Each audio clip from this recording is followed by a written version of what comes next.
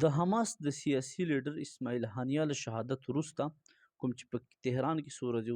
مخکې په شهادت ورسید، په رسنیو کې تازه ټکر د رجب طیب اردوغان د ترکیې د ولسمشر او د اسرائیلو د وزیر خارجه ترمنځ رامنځته شوی.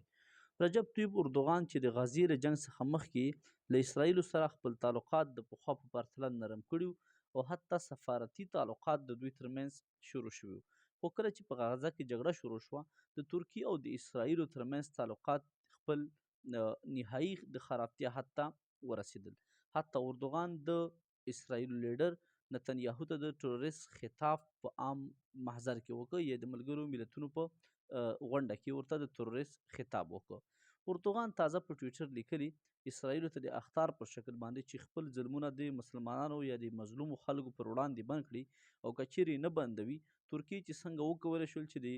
ناکورنو کرباخ سیمه چې ارمنستان قبضه کړې وه په ظلم سره د آذربایجان برخه وه، ترکیې ورسره مرسته وکړه او د کرباخ سیمه یې له ارمنستان څخه ونیوله او آذربایجان ته یې وسپارله. البته په غیر مستقیم آذربایجان سره نظامي او غیر نظامي مرستې وکړې او د همغې په مرسته آذربایجان وکولی شو چې د ارمنستان څخه خپله خاوره چې لسګونو کاله د ارمنستان تر کنټرول لاندې وه ونیسي. همدارنګه په لبنان بیروت کې د ترکیې خپل ځینې اهداف ټارګېټ، همدارنګه په سوریه کې هغه اهداف چې د ترکیې د ګټو په خلاف وو ترکیې مخکې ټارګېټ کړي وو. دا ځل اردوغان په غیر مستقیم ډول اسرائیلو ته ویلي که چیرې خپل ظلمونه نه بندوي، ترکیه بالکل دا صلاحیت لري چې اسرائیل تر کنټرول لاندې راولي یا په اسرائیلو باندې حمله وکړي یا اسرائیلو ته یو سخت ځواب ورکړي. مقابل کې د اسرائیلو وزیر خارجه رجب طیب اردوغان ته د یو اخطار په شکل لیکي چې څنګه صدام حسین چې په 1991 میلادي کال کې په اسرائیلو حمله کړې وه او په 2003 میلادي کال کې 11 یا 14 کاله وروسته البته د بیرته هغه غچ ورڅخه اسرائیلو واخیست له صدام حسین څخه،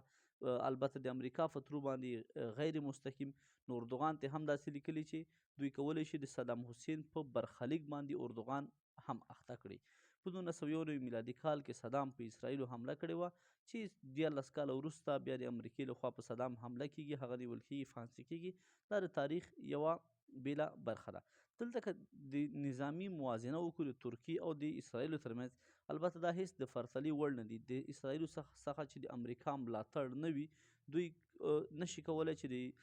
ترکیې یا د ایران د داسې هیوادونو سره مقاومت وکړي یا مقابله ورسره وکړي. په اوسني هغه لیست کې چې د نظامي برخه کې اعلان شوی او د هیوادونو فوزي بودیجې او د فوز د طاقت پر اړوند پکې الفاظ راغلي، په هغې کې ترکیه په نظامي ډول په نړۍ کې اووم او اسرائیل 14م هیواد ده، هغه هم په بهرنیو مرستو تکیه ده. نو تازه د ترکیې ولسمشر او د اسرائیلو ترمنځ دغه تضاد بیانونه د دې ښکارندویي کوي چې په منځني ختیځ کې د جګړې اور خپل نهایت ته رسېدلی او راتلونکی شاید په دغه سیمه کې که چیرې حالت کنټرول نشي، یو بله درنه جګړه پیښه شي چې دغه درنه جګړه به یا د اسرائیلو د منځه تلو لپاره وي او یا به عرب یو ځل بیا د خپل شهامت پر تابوت وروستی میخ ټک وهي. همدارنګه ملګرو ملتونو سازمان هم د امنیت شورا، البته سیکیورټي کونسل یو اضطراري غونډه راغوښتې وه د همدې په اړوند چې په میډل ایسټ کې حالات په خرابېدو دي، باید د دې مخنیوی وشي. په دې هیله چې اردوغان او د اسلامي نړۍ نور مشران پرې وخوله شي او اسرائیلو ته یو غاښ ماتونکی ځواب ورکړي.